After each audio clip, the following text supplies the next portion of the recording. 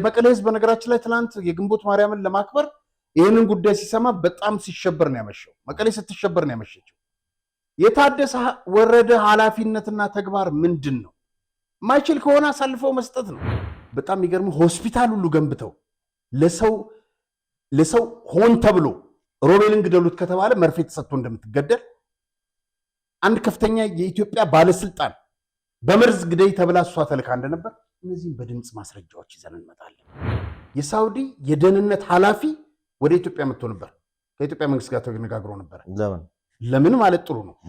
2.5 ቢሊዮን ዶላር ይህን እርሻ ለመስራት ይህንን ሩዝ ምርት ለመስራት ሼኩ የሳውዲ መንግስት አስፈቅደው ተሰጥቷቸው ነበር። መንግስት ለመንግስት አደጋ ስለሆኑ እነዚህ ሰዎች አንድ ጀነራል ሲገባ ዛዝ በጣም የሚያሳዝን እኮ ምን ይሰራል ጊዜው አስተዳደሩ እሱን እኮ ነው የምነግርህ። ስቴዲየም እንደሚገነቡ ቃል ገብተው ነበረ። ምርጫው እንትን ሲባል የዛን ሰሞን ፔፕሲ አጠጡ ሚሪንዳ ምናምን ሲባል በነገራችን ላይ ቃል በቃል የተናገሩትን ነውና የአዲስ አበባ ህዝብ ስለ ሚሪንዳና ስለምናም ሲጨነቅ የገፈርሳን ውሃ እንዳላዘጋው ነው ያለው። ሁለት የኢትዮጵያ ዳኞች በሐሰት ለመመስከር የፕሌን ቲኬት ተቆርጦላቸው ወደ አሜሪካን ሀገር አቀኑ። መልምሎ ወደ አሜሪካን የለካቸው ጌታቸው አሰፋ ነው። ችሎት ውስጥ አልቅሶ ደም አልቅሶ ነው ወደ ሀገሩ የገባው። በክስ ጉዳይ ላይ እንደነበረ ይታወቃል። ግፍ አይደለም? አዎ በጣም ግፍ ነው። ሼኩ አስገነቡ ነው የተባለው። እስካሁን ድረስም ኢትዮጵያ ህዝብ የሚያውቀው እሱን ይሄንን ነው የምልህ። ይሄንን እውነት ህዝቡ ማወቅ አለበት። ፍትህ እንዴት ተጨፍልቃ፣ እንዴት ተደፍጥጣ፣ እንዴት ተረግጣ እንደነበር የሚያሳይ ነው። የእሳቸው ብቻ ተለይቶ እንዳትጠይቋቸው ነው የተባለው። በጣም የሚገርምህ አንድ ስሙን የማልጠቅስልህ በጣም ታዋቂ ሸራተን አካባቢ ስሙ የሚነሳ ሰው በሐሰት መስክር ተባለ። ሄጄ እኮ መጽሐፍ ቅዱስ ይዤ ምዬ ነው መመሰክረው አላደርገውም አለ። ጀግና ነው።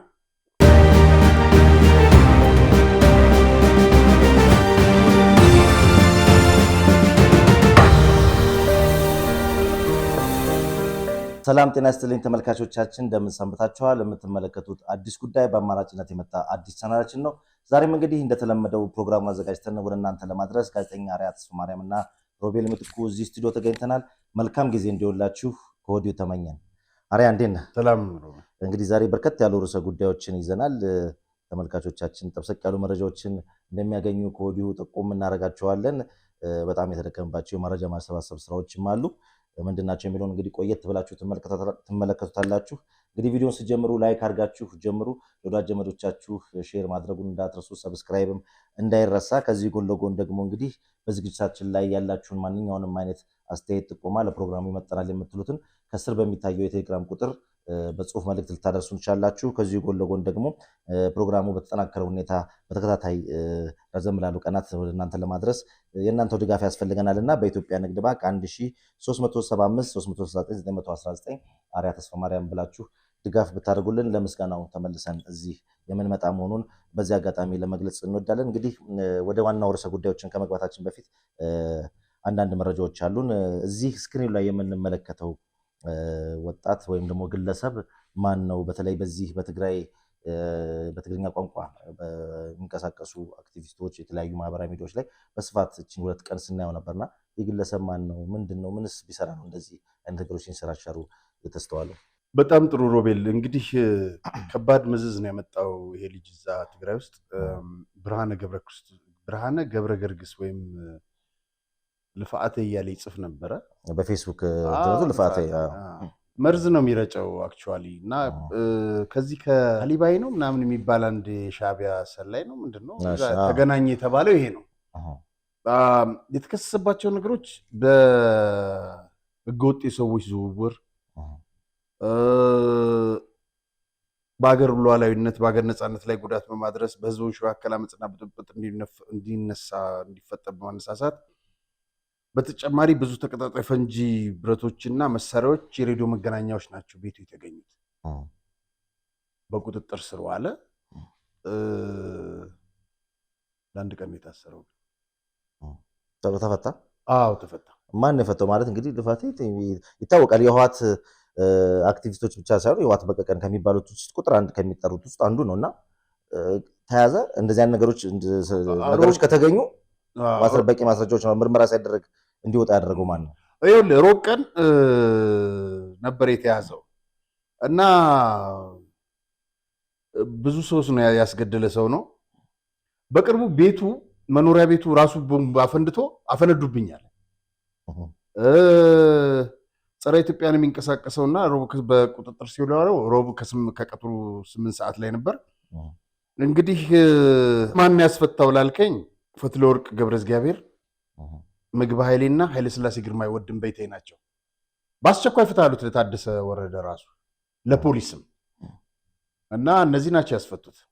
ያው የነሱ አፍ ሆኖ ስለሚሰራ ይታወቃል። በነገራችን ላይ ብዙ ጥላቻዎችን በመርጨት የሚታወቅ ነው። አሁን ሳይሆን ባለፉት ዓመታትም ራሱ በጣም የሚታወቅ ሰው በመሆኑ እዛ ትግራይ ላይ እሱ ፍትህ ያገኛል ብሎ ማሰብ ብዙም የሚታሰብ ነገር አይደለም፣ የሚገመትም አይደለም። ምናልባት ታደሰ ወረደ ይህ ሰው ከተፈታ በኋላ ማስጠንቀቂያ ያወጡ ይመስለኛል። በተጠርጣሪው ላይ መግለጫ ያወጡ ይመስለኛል። ለምን ከዛ በፊት መግለጫው አልወጣም? ምክንያቱ ምንድን ነው? ከዛ በፊት የፖሊሱን ላስቀድምልህ። ፖሊስ መግለጫ አውጥቷል። ምንድን ነው ያለው? ፖሊስ ሙያዊ ነፃነትን ጠብቆ የምርመራ ማጣራት ተግባሩ እንዲያከናውን ሌሎች አካላት ወገኖች አደመ ብሎ ባይጠቅስም ማለት ነው እየፈጠሩት ያለው ከአቅም በላይ የሆኑ ተጽዕኖች ስለደረሱብኝ ይህን ተከትሎ ሌላ አላስፈላጊ እርምጃ ሊከተልብኝ ስለሚችል የምርመራ ሂደቱን በማቋረጥ ፈትቼዋለሁ። የትግራይ ፖሊስ ኮሚሽን በፌስቡክ ገጹ ባወጣው በዚህ የትግራይ ፖሊስም ራሱ አሁን በታደሰ ወረደ ወይ ጊዜ አስተዳደሩ አይመራም አይዳኝም። አሁን ሌላ ነገር ሊያመጡብኝ ነው አለ እና ማን ያስፈታው የሚለውን እናሳይሃለሁኝ። እና ይሄ ሰውዬ እንግዲህ የዚህ ብቻ ሳይሆን እነዚህ አደመ የምትላቸው የፖሊስ ኮሚሽኑንም ህግንም እንዴት እንደሚረግጡ ነው የሚያሳየ። በነጋታው ነው የፈቱት እና ወደ ታደሰ ወረደ መግለጫ ከመምጣት በፊት ይሄ ሰው ኮሎኔል ገብረስላሴ ይባላል። የአርሚ 22 አዛዥ ነው። እቺ ልጅ ዘውዱ ሀፍቱ ትባላለች። መቀሌ ውስጥ በመኪና በአደባባይ ተገደለች ነች። የገደላት የዚህ ልጅ ነው የገደላት ቬት ይዞ የኔን ልጅ ማን አባቱ ነው የሚያስረው ብሎ ከስር በአንድ ቀን ያስፈታው። ልክ እንደዛው ስናይፐር የያዙ በመኪና የጠመዱ ሄደው ነው ልፋቴን ያስፈቱት። ያስፈታው ደግሞ ይሄ ነው ከነ ምግብ ትእዛዝ ተቀብሎ የዚች ልጅም ደም ይጮሃልና። ሌላው እንግዲህ ያነሳው የታደሰ ወረደ መግለጫ ይሄ አርማ እንግዲህ የጊዜያዊ መስተዳድሩ አርማ ነው። ሚዛን አለ ግን እንደው ስታየው የእንትንን አይመስልም። ዘንባባው ምናምን ሳየው ግመል ብቻ ነው የሌለችበት እንጂ ግመል ቢኖርበት የኤርትራ ባንዲራ ነው የሚመስለው የኤርትራ አርማ። እና ምንድነው ልክ ልጁ ከተፈታ በኋላ ታደሰ ወረደ በጣም በብርሃን ፍጥነት ማታውኑ ማለት ነው ከሰዓት ተፈቶ ማታውኑ አንዳንድ ወገኖች ከእንትን ጋር ከውጭ ኃይላትና ከምናምን ጋር የምትገናኙ አደብ ብትገዙ ይሻላችኋል አይነት መግለጫ ወጣ። እነሱ በድንበር በኩል እየገቡ ገባህ መቀሌ ድረስ እየመጡ ይሄ ሁሉ ነገር እየተደረገ እያየ በድንበር ባድመ ባለፈው ጭፈራ ነበረ። እንደገና ይሄ ልፋቴ እናንተና ሲገናኝ ነበር። በነገራችን ላይ ከትላንትና ወዲያ ጀነራሎች በራማ በምናምን አድርገው እንትን ገብተዋል። እንትና ነው እዚህ መዘክር ናቸው ያወጡትና በአዲ ቀይህ በምናምን አድርገው ወደ አስመራ እንደገቡ ነው የሚናገረው የህወሓት ጀነራሎች። ይህንን ማስቆም አልቻለም ታደሰ። አንደኛው የውጭ ግንኙነት በስምምነቱ መሰረት የፌዴራል መንግስት ሳያቅ ከማንኛውም ኃይላት ጋር መገናኘት አይችልም።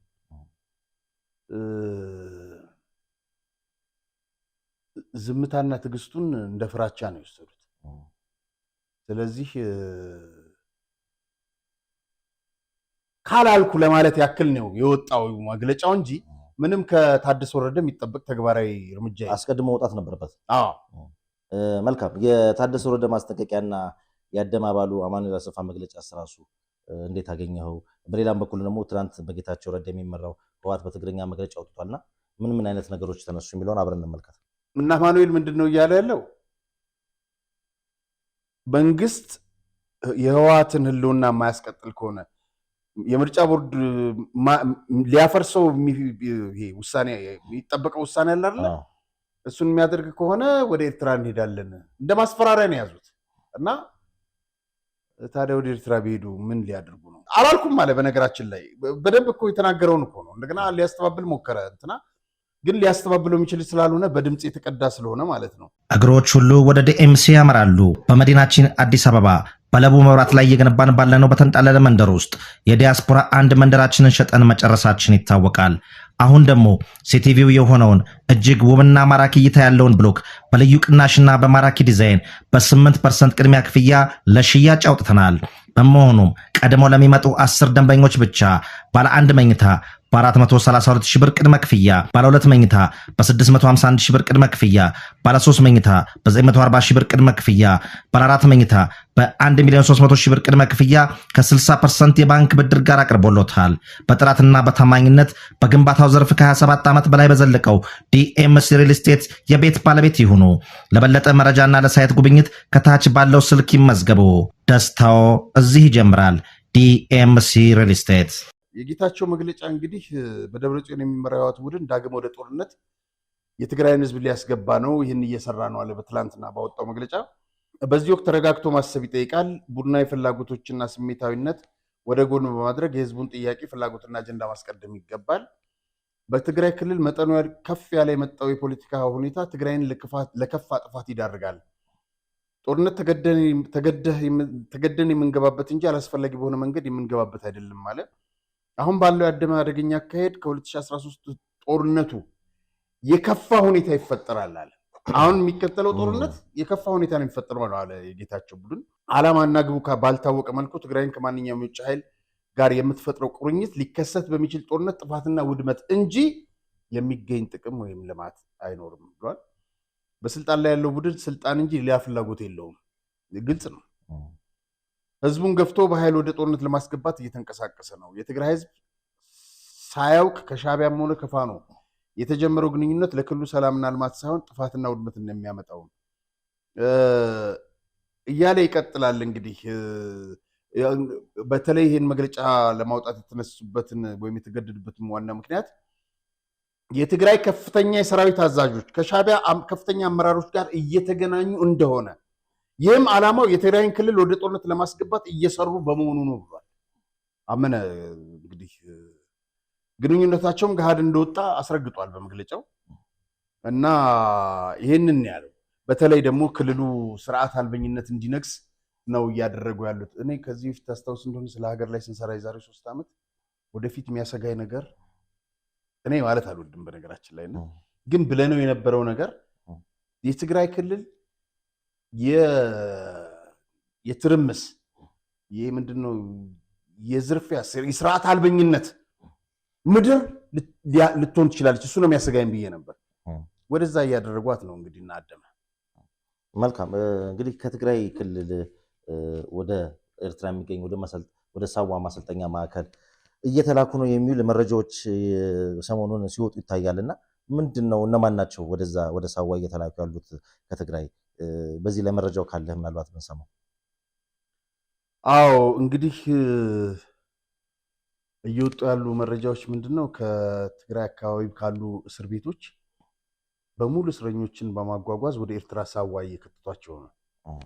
ይሄ ለአንድ ከፍተኛ የጦር አዛዥ ደርሷቸው እና በሰጡትም አስተያየት በ21ኛው ክፍለ ዘመን በባርነት ውስጥ ሰው መሸጥ በጣም ያሳዝናል።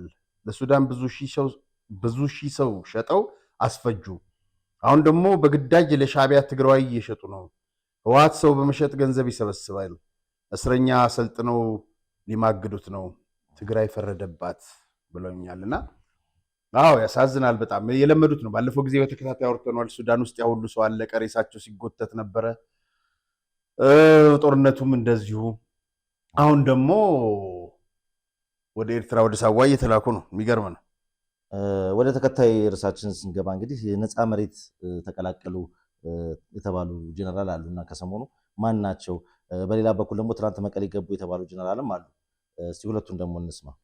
አዎ እንግዲህ ነፃ መሬት ወደ ተባለው ተቀላቀሉ ተብሎ የተነገረላቸው ወዳን ጥሩ ናቸው። በነገራችን ላይ ወዳን ጥሩ ሀቀኛና ምልህ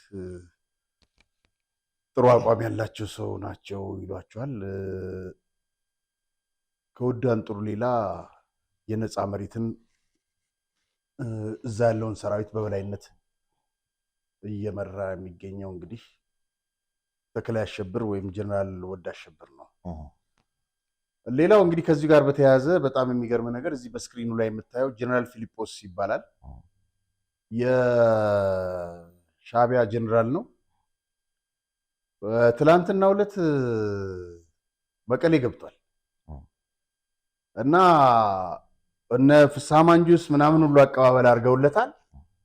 እንግዲህ አንድ ሀገር ሉዓላዊነትን በተጻረረ መልኩ የመቀሌ ህዝብ በነገራችን ላይ ትላንት የግንቦት ማርያምን ለማክበር ይህንን ጉዳይ ሲሰማ በጣም ሲሸበር ነው ያመሸው። መቀሌ ስትሸበር ነው ያመሸችው። የታደሰ ወረደ ኃላፊነትና ተግባር ምንድን ነው? ማይችል ከሆነ አሳልፈው መስጠት ነው፣ ወይም አልቻልኩም ብሎ መናገር ነው፣ ወይም መንግስት አንድ መፍትሄ እንዲፈልግ ሪፖርት ማድረግ ነው። ነገር ግን አሁን በዚህ አይነት ሁኔታ በርካታ ሰላዮች እንግዲህ ገብተዋል የተባለው ወደ ትግራይ መቀሌ ድረስ። የፌዴራል መንግስት እዚህ እስኪመጡ ነው እንደሚጠበቀው? ምንድን ነው እየሆነ ያለው? አንድ ገደብ ማስያዝ አለበት። ትዕግስቱ እዚህ ድረስ ሆኗል፣ ይብቃ። በነጌታቸው ትዕግስት አሳይቷል። ነጌታቸውን ለመግደል የሄዱበት ነገር መፈንቅለ መንግስቱን ሁሉንም በትዕግስት አሳልፏል። ታደሰንም ሾሟል። የማያስፈጽም ከሆነ መንግስት ለመንግስት አደጋ ስለሆኑ እነዚህ ሰዎች አንድ ጀነራል ሲገባ እዛ ድረስ በጣም የሚያሳዝን እኮ ምን ይሰራል ጊዜው አስተዳደሩ? እሱን እኮ ነው የምነግርህ። ስለዚህ ቢታሰብበት ጥሩ ነው። መልካም እንግዲህ በመግቢያ ቀደም ብዬ እንዳነሳሁት ተመልካቾቻችን በስፋት የምናቀርብላችሁ መረጃ አለ፣ ጠብቁን ስንል ነበር። ዛሬ ብቻ ሳይሆን ደግመን ደጋግመን ስናነሳ ነበርና ወደዛ ነው የምናልፈው። እንግዲህ ከዚህ ቀደም አንዳንድ ርዕሰ ጉዳዮችን አንስተናል። ትውልደ ኢትዮጵያዊው ባለሀብት ሼክ መሐመድ ሁሴን አላሙዲን በተመለከተና እንግዲህ ሼህ አላሙዲና በጨካኝነቱ የሚታወቀው የቀድሞ እንግዲህ የደህንነት ሚኒስትር የነበረው ጌታቸው አሰፋ እንዲሁም ሌሎች የዋስ ሹማምንቶች ልጆቻቸው ባለሀብቶችና የባንክ ብድሮችን የመሳሰሉ እናገኛለን ባሰባሰብነው መረጃ እና እነዚህ መረጃዎች ለማግኘት ረዘም ያለ ጊዜ እንደወሰደ ግምት ውስጥ ማስገባት ያስፈልጋል። እሱን እስቲ ከሱን ጀምርና ሌሎች ተያያዥ ጉዳዮችን አብረን እናነሳለን። በጣም ጥሩ ሮቤል፣ ረጅም ወራት ነው እንግዲህ የፈጀብን። በነገራችን ላይ ክቡራን ተመልካቾቻችን ከማንም ምንም ጋር ምንም ኢንተረስት የለንም፣ እውነቱን ለማውጣት ነው። ተመልካቾቻችን ጥያቄ በኮሜንት እየጠየቁ ነበረ። አሪያ አንድ ሁለት ሶስት ተመልካቾቻችን ሰሞኑን ሼኩ ላይ የምታቀርበው ነገር አበዛኸው፣ ትኩረት አረክ፣ ምንድን ነው ምን አዲስ ነገር ተገኘ የሚል ነገር ስለነበራቸው ምናልባት ለሱ ምላሽ እንደሆነ አዲስ ነገርማ አለው። አዲስ ነገሮችን እናያቸዋለን። ሞሮኮ ላይ እና ስዊድን ላይ የገጠመው ችግር፣ የስራ መፈናቀል፣ የቤተሰብ መበተን በተመሳሳይ ኢትዮጵያ ውስጥ እንዲደገም አንፈልግም። ለዛ ነው የምንጮኸው። ሌላ ምንም ነገር የለውም። በማስረጃ ነው የምናሳየው። እስከዛሬ ያልተከፈሉ 20 ምናምን ዓመት ያስቆጠሩ ተመልከት። እዚህ ጋር 350 ቢሊየን እንደ ማዕት ናቸው የገንዘብ መጠኖቹ። ስለዚህም ደብዳቤ መለስበታለሁ። እንግዲህ በአንተም በኩል ያስካቸው መረጃዎች ይኖራሉ። ስለዚህ ስለ ሩዙና ስለ ጋምቤላ እርሻ ከሱ ብንጀምር ደስ ይለኛል። ከምርጫ 97 እንግዲህ ምርጫ 97 ላይ እንደዚህ እንደምታየው ስክሪኑ ላይ የንብ ቲሸርት ለብሰው ነበር የታዩት። ለኢህአዴግ መስዋዕትነት መክፈል እንደሚፈልጉ ተናገሩ። በኋላ ላይ እንግዲህ በአዲስ አበባ ስቴዲየም እንደሚገነቡ ቃል ገብተው ነበረ።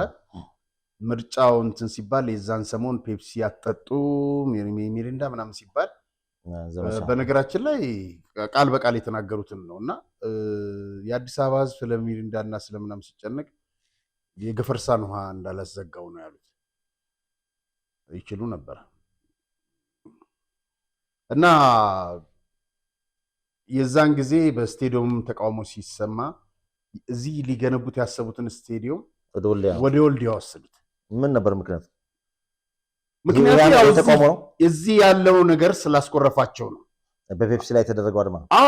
እና ሁለተኛ በገንዘብ ነው። ልክ ነው። የተገነባው በራሳቸው ከባንክ ሳይበደሩ ነው።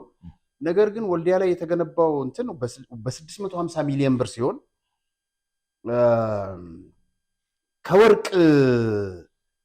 ከወርቅ በተገኘ ገንዘብ ነው፣ ከወርቅ በተገኘ ሽያጭ ነው እንግዲህ ያ ስቴዲየም የተገነባው። ከኢትዮጵያ በሚድሮክ በኩል ይወጣ የነበረው ወርቅ በአመት 2% እንደማይገባ ሪፖርትም አረጋግጧል። ሪፖርተርም ጋዜጣ የዛ ጊዜ አረጋግጧል። ዋጋም ከፍሎበታል።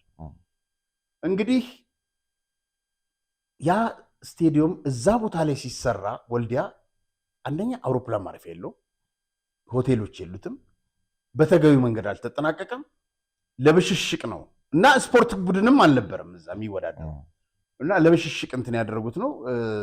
እሱ አንደኛው ነው። ወደ ሌሎች ዋና ዋና መስረጃዎች በነገራችን ላይ ክቡራን ተመልካቾቻችን ወፉም እንደነገረኝ እዚህ እንትኑም ላይ ማነው ዩቲዩብ እንትኖች አሉ፣ ገደቦች አሉ። የሰው አካውንት፣ የሰው ፓስፖርት፣ የሰው እንደዚህ አይነት ዝርዝር ጉዳዮችን ያግድብሃል። ባለፈው ስዩምንም አግዶበታል። ስለዚህ ከዛ አንጻር አልለጠፍናቸውም፣ ግን እነዚህ በሙሉ የምታያቸው ማስረጃዎች ናቸው። የደብዳቤ እነዚህ በሙሉ የሚታዩት ማስረጃዎች ናቸው። ከነዚህ ማስረጃዎች መካከል የጌታቸው አሰፋ ልጆች 3 ናቸው። ስም ዝርዝራቸው ልዕልት አሰፋ፣ ማርያማዊት አሰፋ፣ ይሄ ነው እንግዲህ ጌታቸው አሰፋ፣ ቅዱስ አሰፋ ናቸው። እንግዲህ የጌታቸው ልጆች ስለሆኑ ከሱ መፈጠራቸው ኃጢአተኛ ሊያስብላቸው አይችልም። ግን አባታቸው ኃጢአተኛ ነበር። በጣም የሚገርመው ነገር ይኸውልህ ዝርዝር መረጃውን እንግዲህ አሁን ልናገር። የጌታቸው አሰፋ ልዕልት አሰፋ ኦገስት 1 2018 በሰንትረስት ባንክ በኩል $10,000 ማርያማዊት ጌታቸው አሰፋ የፕሌን ቲኬት ሰሊና፣ እቺ ሰሊና ማን እንደሆነች አሁን እነግርሃለሁ ወደ መጨረሻው። $755 የአየር ትኬት ለጌታቸው አሰፋ ሚስት ማለት ዛይድ ፍሬህይወት ረዳ ነው የሚባለው። አሜሪካን ሀገር በአያትህ ስም ነው የሚቀድመው። ስለዚህ ፍሬህይወት ነው ስሟ። የጌታቸው አሰፋ ሚስት $9,000። ይሄ በ6/14/2018 ከለውጡ በኋላ ማለት ነው። ለጌታቸው ልጅ ማርያማዊት ጌታቸው አሰፋ በ6/25/2018 $27,000። ግራንድ ሪቨር አካዳሚ 13,476፣ ዛይድ ፍሬህይወት ረዳ 9,000 እያለ በሙሉ ዝርዝሩ እስከ ጁን ይሄንን በሙሉ በነገራችን ላይ በቴሌግራም በጣም አጠቃላይ እየጨመቅን ብናቀርበው ይሻላል። የወጡት ወጪዎች ደረሰኞቹንም እዛ ላይ መለጠፍ ይቻላል። አዎ የዘርዓ አስገዶም ልጅ ሰሊናና ብሩክ ዘርዓ ይባላሉ። ይሄ ቄስ መስሎ ሊያመልጥ የነበረው የተንቤንን ጠቁሞ ያስገደለው ማለት ነው። ለብሩክ ለትምህርት ቤት ለሕክምና በአጠቃላይ በግምት ስትደምራቸው እንትኖቹን $240,000 ሁለት ቦታ ስለተማረ። ሰሊና 6 ዓመት ተኩል ነው የቆየ የተማረችው። ስትማር በወር የ3,000 ብር የቤት ኪራይ ይከፈልላታል። በአመት 60,000 እና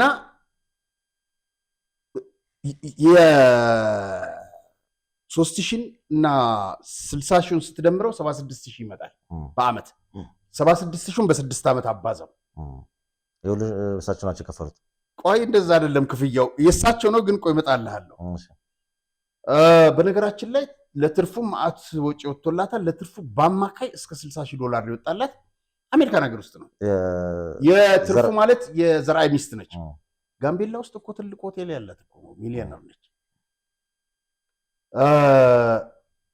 በጣም ጥጋበኛም ነበረች። ሌላው በጣም የሚያሳፍር ነገር ልንገርህ፣ በድምፅ ማስረጃም አቀርበዋለሁ። ይኸውልህ ዶክተር ሙላይ ማለት ይሄ ነው በስክሪኑ ላይ የምታዩት። ዶክተር ሙላይ ከባለቤቱ ከራሄል ጋር ይጣላል። በራሷ ድምፅ ምን እንደምትለን እንሰማዋለን። ከዛ በፊት ግን አንድ ነገር ልንገርህ፣ የጋብቻ ፍቺውን ለማስፈጸም ለጠበቃ $15,000 አሜሪካን ሀገር የተከፈለው 2 የኢትዮጵያ ዳኞች በሐሰት ለመመስከር የፕሌን ቲኬት ተቆርጦላቸው ወደ አሜሪካን ሀገር አቀኑ። መልምሎ ወደ አሜሪካን የለካቸው ጌታቸው አሰፋ ነው። እዛ ሲደርሱ ከሆቴል ከምናምን ውጪ 2 ጋርድ ተቀጠረላቸው። ለጋርዶቹ $1836 ተከፈለ። ሁለቱን ስትደምረው $3672 ማለት ነው። በጣም ነው የሚያሳዝነ።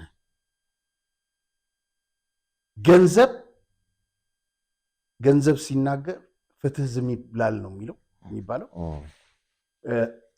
እንግዲህ በፍትህ ውስጥ ምን አይነት ስር የሰደደ ሙስና እንደነበረ ከዚህ በላይ ሙስና ከየት ይመጣል? አንድ ዳኛ እና አንድ ዶክተር ወይም ሌላም ባለሙያ ሙሉ ወደ ገባበት ህይወት ከዚህ አሜሪካን ሀገር ለማዋሸት ትሄዳለ?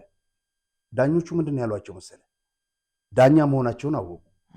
ትናገራለህ ምንድነው ስራ ስትባል በሐሰት ለመመስከር እንዴት ከኢትዮጵያ እዚህ ድረስ ትመጣላችሁ ነው የተባለው። ባለሀብቱ ፍትህን እንዴት ተቆጣጥሯት ጨፍልቀዋት እንደነበረ ተመልከት። በነማን በነጌታቸው እጅ። በጣም የሚገርምህ አንድ ስሙን ማልጠቅስልህ በጣም ታዋቂ ሸራተን አካባቢ ስሙ የሚነሳ ሰው በሐሰት መስክር ተባለ። ሄጄ እኮ መጽሐፍ ቅዱስ ይዤ ምዬ ነው መመሰክረው አላደርገውም ማለት ጀግና ነው። አሁን ቅርብ ጊዜ ሼሁ ከሳውዲ ደውለው ሁሉ ሰድበውታል። እዚህም ያሉት ሰድበውታል። ብትሰደብ ይሻላል በሐሰት ካልመሰከርክ ተብለ። ለምን ዳኞቹን ጢማቸውን አበረው ነው የላኳቸው። ከዛ በሐሰት ለመመስከር እንዴት ከኢትዮጵያ ድረስ ትመጣላችሁ? እነዚህ 2 ዳኞች ህሊናቸው ሲያሳድዳቸው ይኖር። እዚህ ዳጎስ ያለ ገንዘብ በአካውንታቸው ገብቷል። ክትትል እያደረግንበት ነው። ልክ ሌሎችን በማስረጃ እንዳገኘ ነው ስናገኝ እናጋልጣለን። ከነ ማንነታቸው ከነ ስማቸው በጣም ብዙ የቪዲዮ ማስረጃዎች አሉ። አሁን ዋናው የኛ ጥያቄ ይህን ሁሉ መረጃ ስናሰባስብ ያልተከፈለ የኢትዮጵያ ብር አለ፣ ዕዳ አለ። ይሄ አሁን የዘረዘርናቸው ቅድም የዘረዘርናቸው ወደ ሚስትየው መጣለሁኝ። እንግዲህ ያልተከፈሉ እንትኖች እንደዚህ አውጡ እያሉ ማለት ነው እሳቸው አሜሪካን ሀገር ከነበሩ ግለሰቦች ከአንዱ $1.5 ሚሊዮን ከአንዱ ደግሞ $2.9 ሚሊዮን ያልተከፈሉ ናቸው። ከሼሁ ለነዚህ ለነጌታቸው ለነምናምን አስወጡት ብለው ማለት ነው። ከአንዱ ደግሞ ወደ $3 ሚሊዮን ገደማ ነው በዶላር። አዎ በዚህ አጋጣሚ አንድ ነገር ልንገር። ይህን እናስቀድመው ወይስ ልቀጥል? ሚስተር ፍራንኮ ቡርዦ የሚባል ጣሊያናዊ ከሊቢያ ከአባቱ ጋር ብዙ ሀብት የነበረው ኢንቨስት አድርግ ብለው ሼሁ ጠርተው ወደ ኢትዮጵያ ሚሊኒየምን እንዲሰራ አዳራሹ በአስቸኳይ ከውጭ እቃዎች አስገብቶ እና ኮንስትራክሽን ቢዝነስ ውስጥ ነበር። በአስቸኳይ ተብሎ በካርጎ ከውጭ እቃ አጓጉዞ አምጥቶ ገጥሞ በአጭር ጊዜ ውስጥ አስረክቦ የተነጋገረው ከሼኩ ጋር 6.5 ሚሊዮን ዩሮ ነበር ጠቅላላ ያወጣው ወጪና እንትን። ከ6.5 ሚሊዮን ዩሮ የተከፈለው 25 ሚሊዮን ብር ብቻ ነው።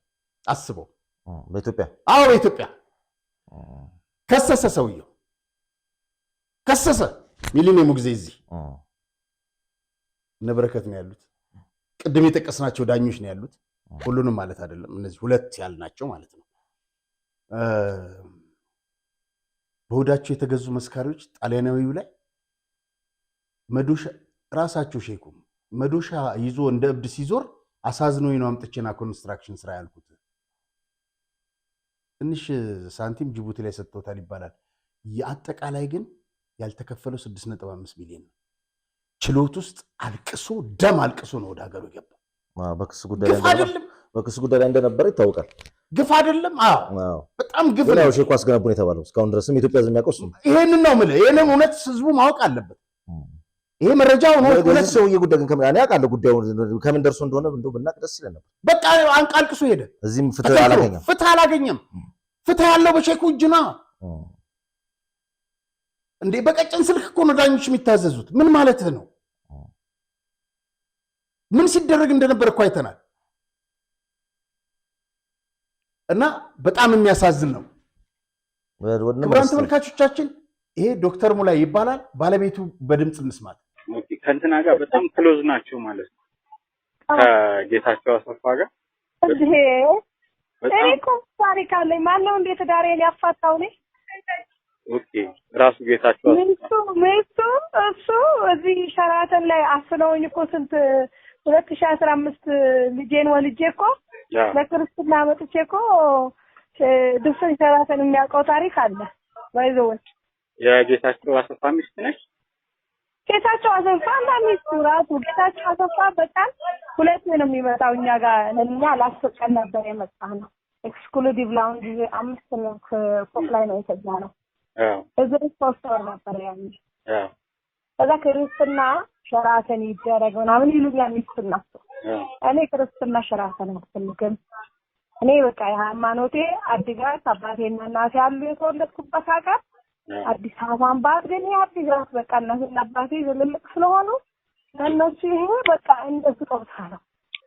ስለዚህ በማንያለም ዳጋጋቸው አባቴ ባለ ሀብት ነው። አዲግራት ማአት ቀርቶ አዘጋጅቶ እያለ እኔ እዚህ ሸራተን አላረግም ወላጆቼን አላሰርፍም አልኳቸው። ለይነቸው ምሽት በጣም ተራራችሁ። እኔ ወይዘሮ ራሄል አንቺ በቃ እንደፈለግሽ ነሽ። እኛ ምንልሽ ብትሰሚ ጥሩ ነው።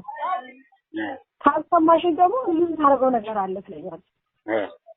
እንዴ ምንድን ነው ያኔ እኮ ያገባሁት ሙላይ ነው እንጂ አንቺና ጌታቸውን አይደለም አልኳት። ያኔ ነው የጀመረው ጠቡ የኛ። አዛ በቃ እንደዚህ ሲባል አርብ ላይክ ሰኞ እንደዚህ ሰኞ መጣል ሮብ ማክሰኞ ሸራተን ማለት ሮብ አዲግራት መሄድ ነበረብን። በቃ ሐሙስ ትሄዳላችሁ የካቲት አርብ ሐሙስ ላይ ታርጋችሁ አርብ ትገባላችሁ አለም ጌታቸው። እሺ ሁሉ ነገር ግን ሙያ ጋር መጣጣል ማለት ነው። ሙያ ሁሉ ነገር እኛ በመስተወት ነው ምን ባዛው አልተከተለ አንተን ያገባሁት ግናው ግን ማይሆናል እንዴ አንቺ ሚስተር ጂ ማለት እኮ አለኝ የኔ ህይወት ነው አለኝ። ምን ማለት አልኩት እና ሽምግልና የጠየቀው ባይዘው የኔን ሲያገባኝ ማነው ሚስቱ ስሟ የጌታቸው አሰፋ ሚስት ማነው ስሟ? የሰማነው ድምጽ እንግዲህ የወይዘሮ ራይል ሀጎስ የዶክተር ሙላይ ባለቤትን ድምጽ ነው። ሸራተን እንደታፈነች ባሏን ከባሏ ጋር ጌታቸው አሰፋና ከነሚስቱ ይሄን ብቻ አይደለም ክቡራን ተመልካቾቻችን ወደ 7 ድምጽ አንድ ሚኒስትር በመርዝ እንዲገደሉ ጌታቸው አሰፋ የወሰነበት እዚያ ሀገር ያሉ ባለሀብቶች በሙሉ እቺሲቲዮ በነገራችን ላይ ታጋይ ነበረች። እዚያ ሀገር አሉ የሚባሉ ባለሀብቶች ከሽብሩ ጀምረ ምን አይነት ድርጊት እንደሚያደርጉ ትግራይ ያሉ እዚህ ከተማ ውስጥ በጣም የሚገርም ሆስፒታል ሁሉ ገንብተው ለሰው ሆን ተብሎ ሮቤልን ግደሉት ከተባለ መርፌ ተሰጥቶ እንደምትገደል አንድ ከፍተኛ የኢትዮጵያ ባለስልጣን በመርዝ ግደይ ተብላ እሷ ተልካ እንደነበር እነዚህም በድምጽ ማስረጃዎች ይዘን እንመጣለን። ይጠብቁን። ሌላው ይሄ እንግዲህ መቼ ነው የተጻፈው? ከ2 ዓመት በፊት የኢትዮጵያ ኤምባሲ ሳውዲ ያለ ኤምባሲ ቆንስል የጻፈውን ደብዳቤ ተመልከትልኝ። ማስረጃ ሳውዲ ውስጥ ብዙ ዜጎች ይንከራተታሉ፣ ብዙ ችግር ይደርስባቸዋል። ወደ ኤምባሲው አቤት ስሉ ጆሮ የሚሰጥ የለም። ሁሌ የምናነሳው ነገር ነው። ለዚህ ነው ፍትህ ለነሼኩ ብቻ ነው ያለችው። ፍትህ ለሌሎች ዜጎች የለም ማለት ነው። እዛ ለሚሰቃዩ ስደተኞች የለም። ይሄን ደብዳቤ አንብብልኝ። መልካም ኅዳር 15 ቀን 2015 ይላል።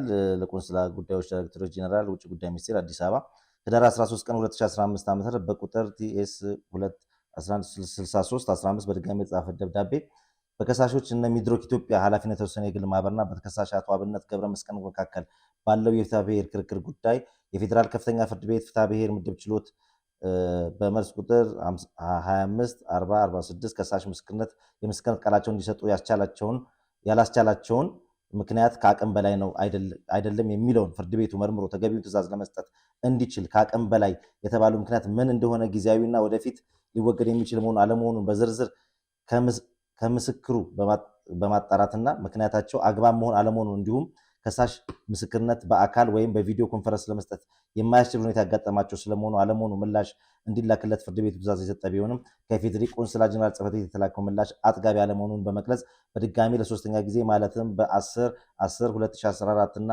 በ21/11/2014 ዓ.ም ሰጥቶት ከነበረው ትዕዛዝ በተጨማሪ ህዳር 08/2015 ፍርድ ቤቱ በላከው ትዕዛዝ የተብራራ ምላሽ እንደሚፈልግና እንዲላክለት ትዕዛዝ እንደሰጠ አሳውቀናቸዋል። በዚህ መሰረት የፍርድ ቤቱ ትዕዛዙን መሰረት በማድረግ ሁለተኛ ተከሳሽ ሼክ መሐመድ ሁሴን አልአሙዲ በአሁኑ ሰዓት በጅዳ ከተማ ውስጥ የማይኖሩ በመሆኑ ምክንያት በአካል ማግኘት ያልተቻለ ሲሆን የቅርብ ቤተሰብና በሳዑዲ አረቢያ ጉዳይ ፈጻሚያቸው የሆነ ግለሰብ አፈላልገን ለማናገር ባደረግነው ጥረት ለመረዳት የቻልነው መሰረታዊ ነገር ሁለተኛ ከሳሽ ሼክ መሐመድ ሁሴን አልአሙዲ ባለፉት 9 ወራት ጀምሮ በሳዑዲ አረቢያ መንግስት ውሳኔ መሰረት መኖሪያቸውን ከጅዳ ከተማ ወደ ሪያድ ከተማ እንዲያዘዋውሩ እንደተደረጉና በአንድ ህንፃ ላይ የቁም እስረኛ ሆነው እየኖሩ እንደሚገኙ የተገለጸልን ሲሆን በተለይ ወደ ሪያድ እንዲዛወሩ ከተደረገ በኋላ በውጭ ሀገራት የሚገኙት ባለቤታቸው እንዲሁም ልጆቻቸው ወደ ሳዑዲ አረቢያ እንዳይገቡ መከልከላቸው ምክንያት ሁለተኛ ተከሳሽ ሼክ መሐመድ ሁሴን አልአሙዲ ከፍተኛ የሆነ የሳይኮሎጂ ጫና እንደደረሰባቸውና በአሁኑ ጊዜም ከማንም ጋር የማይገናኙ መሆኑን ነገር ግን የስራ ጉዳያችን በተመለከተ በአቶ ጀማል አህመድ የሚድሮክ ዋና ስራ አስኪያጅ ስልክ ቁጥር ተብሎ ተጠቅሷል። እዚህ ጋር 25 ምናምን ብሎ በኩል ብቻ ጉዳዮቻቸውን እያስፈጸሙ እንደሚገኙ ለመረዳት ችለናል። ስለሆነም ከዚህ ቀደም ሚስዮኑ የክቡር ፍርድ ቤቱን ትዕዛዝ ሁለተኛ ተከሳሽ ለሆኑት ለሼክ መሐመድ ሁሴን አልአሙዲ ያሳወቀ ቢሆንም በእኛ በኩል ከላይ በጠቀስናቸው ምክንያቶች በአካል ለማግኘትም ሆነ በቪዲዮ ኮንፈረንስ አማካኝነት የምስክርነት ቃላቸውን ለመቀበል አለመቻላችንን ክቡር ፍርድ ቤቱ እንዲያውቅልን ስንል በትህትና እንገልጻለን። ከሰላምታ ጋር ይላል ሙሉጌታ ማለት ነው። ሙሉጌታ ምናምን አምባሳደር ቆንሲል ጀነራል ናም ይላል። በጣም ነው የሚያሳዝነው። 3 ነጥቦች እናንሳ። በመጀመሪያ ደረጃ በፍርድ ቤት ስለተያዘው ጉዳይ ላይ አይመለከተንም፣ ምንም የምንለው ነገር የለም። በዚህ ላይ በተጠቀሰው መሰረት በአቶ አብነት ገብረ መስቀልና በሼክ መሐመድ አልአሙዲ ሁለቱ የቆየ ወዳጅነት ስላላቸው ነገም ሊታረቁ ስለሚችሉ ስለዛ የምንለው ነገር የለም፣ አይመለከተንም። እውነታውን ብቻ ነው የምናወራው። እዚህ ደብዳቤ ላይ ፈልገናቸው ሪያድ የሉም ምናምን ይላል። ሳውዲ ውስጥ እኮ በጣም ብዙ እስረኞች እኮ አሉ ኢትዮጵያውያን የሚሰቃዩ። ለምን ለነሱ እንደዛ አያደርግም ታዲያ? ለምን እነሱን አይፈልግም? ለምን ለነሱ አይጨነቅም? ዜጎች አይደሉም እንዴ? ሁለት ስንት ማት የደረሰባቸው እንዴ? በጣም ሁለት። ቅድም ወደ ስቱዲዮ ስንመጣ አንድ ልጅ የተፈታ ልጅ አንስተን ስናወራ ነበር። 7 ዓመት ታስሮ። ሁለተኛ የአእምሮ መታወክ ነው ምናምን ደርሶባቸዋል ይላል እዚህ ላይ። እንዴ እነሱ ሐኪሞች ናቸው እንዴ? የተመደበው እኮ ሌላ የዲፕሎማሲ ስራ ሊሰራ ነው እኮ አምባሳደሩ። እየታወቁ ነው። እንዴት ይሄ ነው እኮ ቅድም ያልነው ነገር ፍትህ እንዴት እንደምትጠመዘዝ አሜሪካን ሀገር ድረስ ከወሰድክ ዳኛ ገዝተህ ከወሰድክ አንድ ቆንስል ታዲያ እንዴት አትይዝም? ፈልገናቸው አጣናቸው በቃ እንትን የሚፈልግ ነው የሚመስለው። ምንድነው ስሙ የሆነ ምን ልበል የሆነ ዩፎ ወይ ምናምን የረቀቀ ፍርድ ቤቱ አዙት ሊሆን ይችላል። ስለሱ አይደለም እኛ አሁን እያወራን ያለን። የማይመለከተውን ግን ሐኪምና አላገኘኋቸውም ብለህ በስነ ልቦና ጫና ውስጥ ናቸው እንደዚህ ናቸው እንዴት ትላለህ? እርስ በርሱ የሚጋጭ ነገር እኮ ነው ሮቤል። ሳላገኝህ ጉዳትህን እንዴት ነው የማውቀው? በስነ ልቦና ጫና ውስጥ ያሉት በጣም ግፍ የተፈጸመባቸው ኢትዮጵያውያን ናቸው። እነሱን ነበረ ትኩረት ማለት በአቅም በሚችለው ሁኔታ ሁሉ እንኳን ባይቻል የተወሰኑትን ጥሪት አድርጎ ማለት በየጊዜው የሚመጣው ብሶት በየጊዜው የምንሰማው ነገር ዞር ብሎ እንደማያቸው እንዲህ ሰው አምባሳደር ተቀያየረ አልተቀያየረ ወሰራ ተቀያየረ አልተቀያየረ ያው ነው የምንሰማው ነገር። እንደውም ውጭ ጉዳይ ሚኒስትር እኮ ይሻላል እንዲመጡ እያደረገ ብዙ ጥረት ከመንግስት ሁሌም የሚጥረት የሚያደርገው እዛ የተቀመጡት ግን የታወቀ ነው። በጣም ነው የሚገርመው እኮ ሳያገኛቸው ሐኪም ሆነ መስካሪ ሆነ በቪዲዮ ሊያቀርባቸው አልቻለም። እንትን ይሄ ምንድነው ሪያድን ከተማ ለቀው ሄደዋል። ስንት እንደቀባጠረ ተመልከት።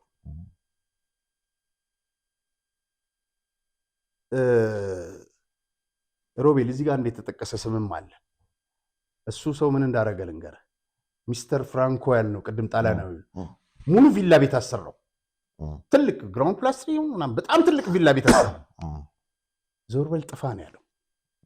ከውጭ ንብረት አምጥቶ ማንቆሳቆስ አምጥቶ ሁሉን ነገር ገንብቶ ከጨረሰ በኋላ ከለከለው። ከማን ያየው ነው? ከባለ ሀብቱ ያየው ነው። ስለ ፍትህ ነው የምንዘምር ያለ ነው። በ1995 እና 97 ይመስለኛል ያው በ93 ነው የታሰሩት። ስዬ ከነ ወንድሞቹ ታምራት ላይ ምናምን ታምራት ተፈርዶበት ድጋሚ የሚቀርብበት ጊዜ ነበር። ቦታው 6 ኪሎ ከፍተኛ ፌዴራል ፍርድ ቤት ነበረ። የስዬ ጠበቆች ካላዩና አበበ ይባል ነበር። አበበ ሞተዋል። ካላዩ አለ። 36 ችሎቶች በየሳምንቱ ነበር ቀጠሮ።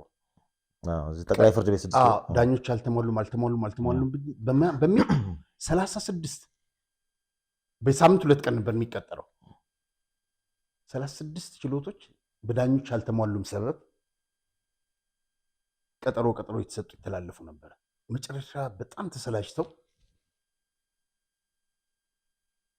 ጠበቆቹ እነሱ በእግራቸው መጥተው መኪና ላይ ሊገቡ ሲሉ በሩ አካባቢ ማለት ነው በጓሮ በኩል አስታውሳለሁ።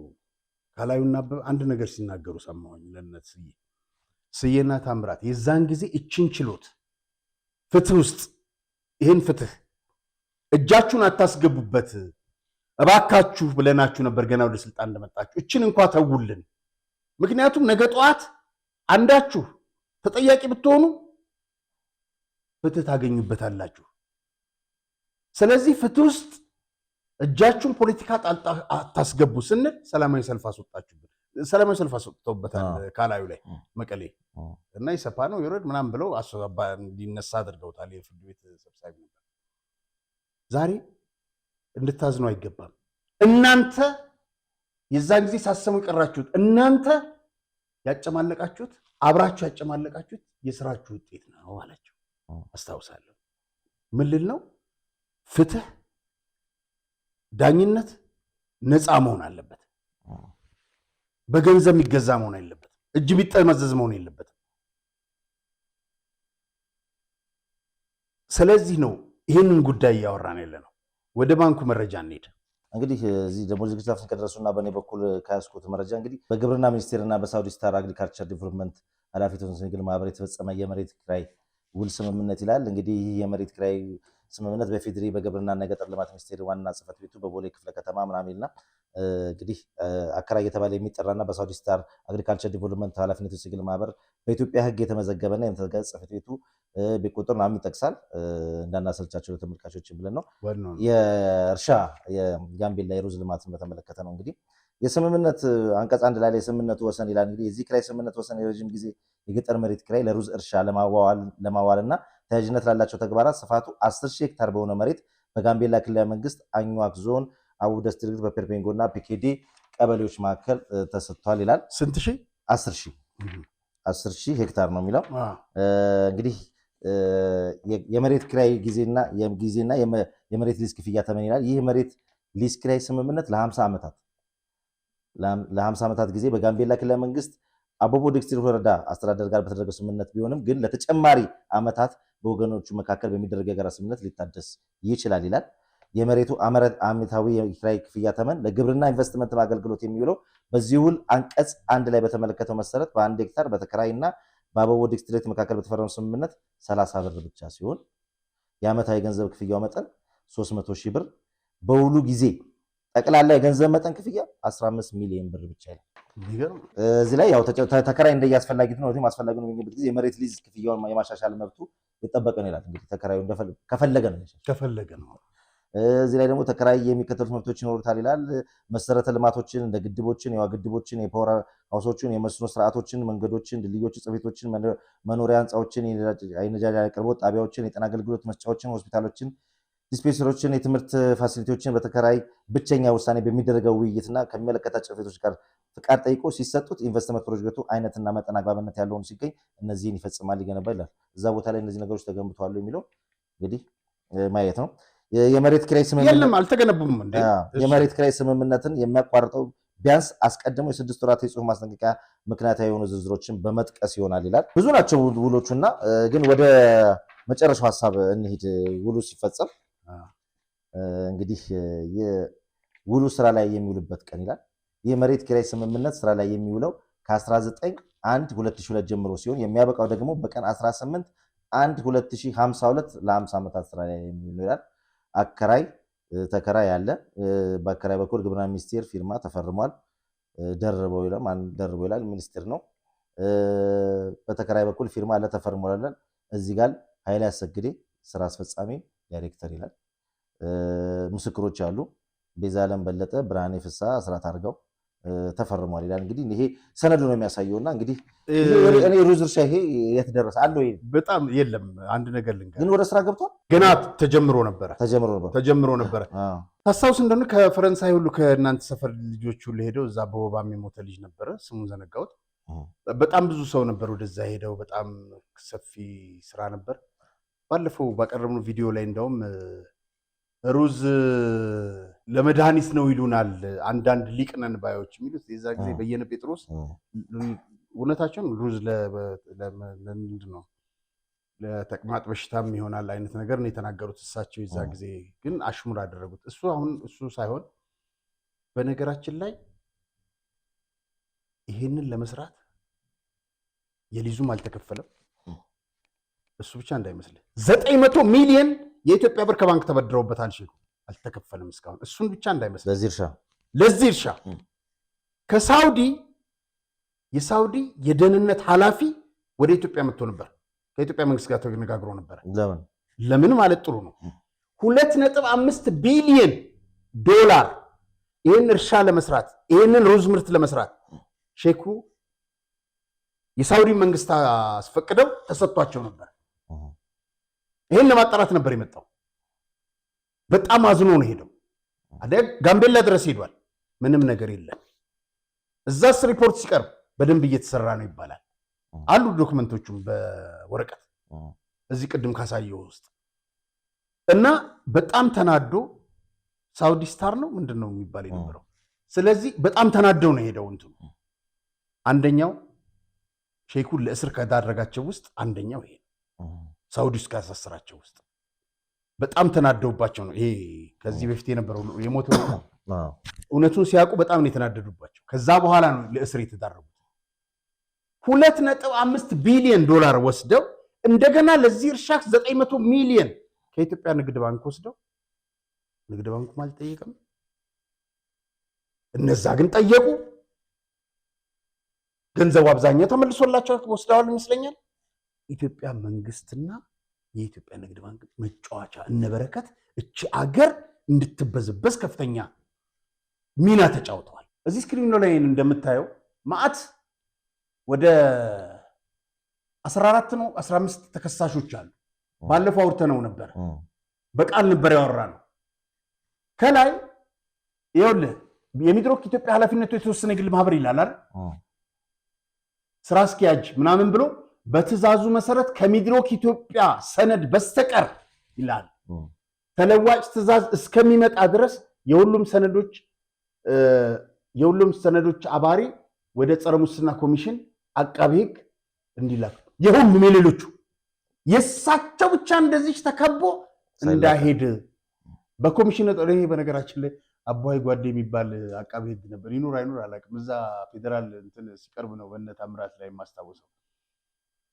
በኮሚሽኑ ጥያቄ መሰረት የፊርማቸውን ተገልጾልናል ይላል። ይኸውልህ እንግዲህ ይህንን ነው ለተመልካቾች በማስረጃ የምናቀርበው። ፍትህ እንዴት ተጨፍልቃ እንዴት ተደፍጥጣ እንዴት ተረግጣ እንደነበር የሚያሳይ ነው። የእሳቸው ብቻ ተለይቶ እንዳትጠይቋቸው ነው የተባለው። ይህንንም ደብዳቤ እስቲ ያቀርበው ለኢትዮጵያ ንግድ ባንክ ፕሬዚደንት ነው የተጻፈው። በ95 ነው። የባለቤትነት ማረጋገጫ ካርታና የተጠራቀመውን ዝፍ ወለድ መክፈልን ይመለከታል። ቀጥል። እንደሚታወቀው የሚድሮክ ኢትዮጵያ ኃላፊነቱ የተወሰነ የግል ማህበር በተወሰነ ጊዜ የሚከፈል ብድር መጠን 200 ሚሊዮን እና የኦቨርድራፍት ብድር 150 ሚሊዮን ብር በድምሩ 350 ሚሊዮን ብር በጥቅምት 12 1991 ዓ.ም መጻፈው ውሎች መፈጸሙ የሚታወስ ነው።